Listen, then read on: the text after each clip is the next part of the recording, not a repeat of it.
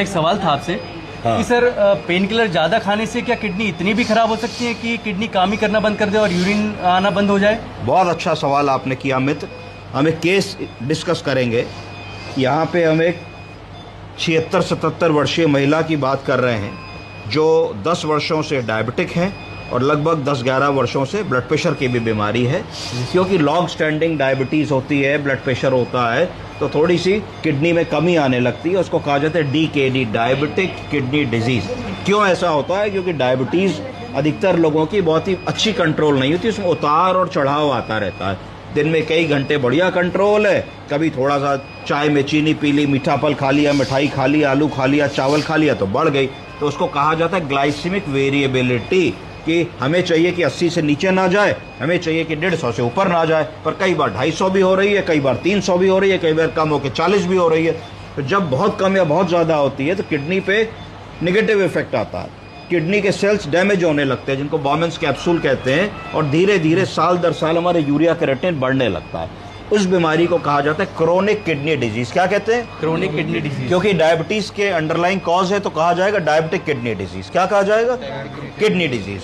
तो इस तरीके के पेशेंट्स में इस प्रेजेंटेशन में अगर हम देखें तो मरीज को रात 1:30 बजे पेट में दर्द की शुरुआत हुई, 2-3 दिन पहले जाड़ा लगा, जाड़ा दे के बुखार आया, चिल्स एंड राइगर्स के साथ, कमजोरी हो गई, कमजोरी इतनी हो गई कि लैट्रिन बाथरूम तक जा पाना मुश्किल हो गया।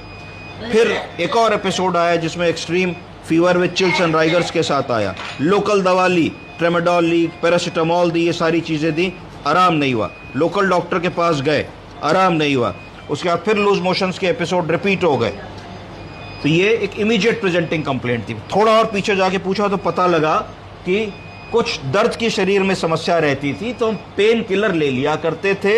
हम लोगों ने रिसेंटली दवा की दुकान से non steroid anti inflammatory drugs, जिसको NSAIDs कहते हैं, साधारण भाषा में लोग पेन किलर्स कहते हैं, तो वो लेकर के हमने खाए। बहुत सारे ऐसे पेन किलर्स होते हैं जो किडनी फ्रेंडली नहीं होते हैं, तो संभवतः इन्होंने वैसी दवाएं खाई जो किडनी फ्रेंडली नहीं थी, 10 दिन लगातार खाई।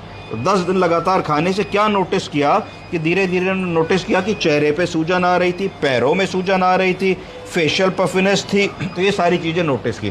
तो इसका मतलब कहीं ना कहीं उन दवाओं के खाने से हमारा ब्लड यूरिया और सीरम क्रिएटिनिन बढ़ रहा था। जब ब्लड यूरिया और सीरम क्रिएटिनिन और ब्लड यूरिया नाइट्रोजन बढ़ेगा तब क्या होगा? तब यूरिन आउटपुट कम होता चला जाएगा।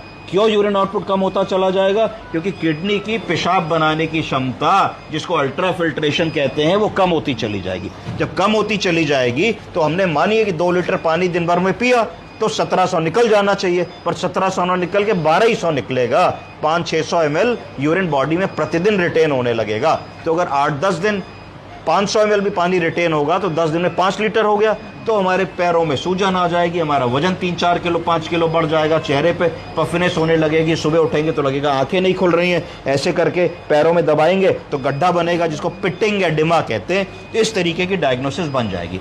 इसको कैसे लिखा जाता है डॉक्टरी भाषा में? इसको लिखा जाएगा ACKD।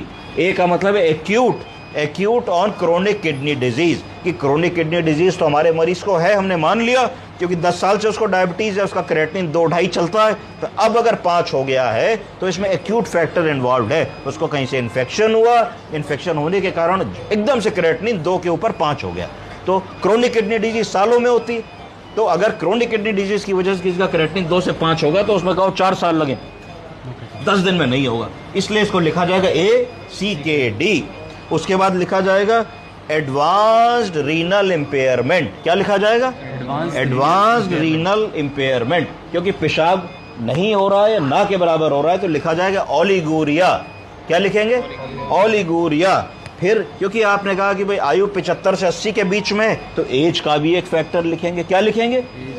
एज को फैक्टर को कहते हैं होम्योस्टेनोसिस। क्या कहते हैं? होम्योस्टेनोसिस का मतलब है कि हर ऑर्गेन की एक उम्र होती है। तो हमें यह भी समझना पड़ेगा कि भाई हम एक 76-77 वर्ष की पुरानी किडनी से डील कर रहे हैं जो कि डायबिटीज के से भी ग्रसित है और जिसमें धीरे धीरे क्रोनिक किडनी डिजीज का भी रोल है। तो ये तीनों चीज़ें हमको दिमाग में रखनी पड़ेंगी। फिर संक्रमण हुआ, बुखार आया, तो जो ये इमीडिएट प्रेजेंटेशन था ये यूटीआई का प्रेजेंटेशन था। डायबिटीज के मरीज में जब शुगर अच्छी कंट्रोल नहीं होती तो पेशाब से क्या जाने लगता है? चीनी, शुगर जाने लगती है। आप यूरिन की जांच करेंगे तो उसमें शुगर 3+ आएगी। तो जो चीनी जाती है तो उसी चीनी में बैक्टीरिया को भोजन मिलता है। जब भोजन मिलता है तो दिन दुगनी रात चौगनी स्पीड से बढ़ता है, तो बैक्टीरिया यूटीआई बहुत तगड़े से कर लेता है। और जब यूटीआई होता है तो नीचे पेशाब के रास्ते से वो यूरेटर होता है वो किडनी में चला जाता है, तो वही बैक्टीरिया किडनी के फंक्शन को और कम कर देता है। तो इसको कह देते हैं यूरोसेप्सिस। जब शरीर में कहीं भी संक्रमण या बैक्टीरिया आएगा तो शरीर उससे बचने की कोशिश करेगी तो बॉडी टेम्परेचर बढ़ेगा, फीवर आएगा। और यूटीआई का बुखार हमेशा याद रखिए कि fever comes with chills and rigors, high grade fever with chills and rigors. आप कितने भी कंबल उड़ा लीजिए और ठीक नहीं होता। तो ये इनका प्रेजेंटेशन होता है कई बार इस तरीके के पेशेंट में। तो अब आपने समझा कि किडनी के मरीज में, डायबिटीज की बीमारी में, mild to moderate renal failure के मरीज में कई बार दुकान से खरीदी हुई पेन किलर कितनी घातक हो सकती है कि पेशेंट को आईसीयू आना पड़ सकता है। तो हमेशा इस बात का ध्यान रखें कि अपने चिकित्सक की सलाह से ही दवा लें।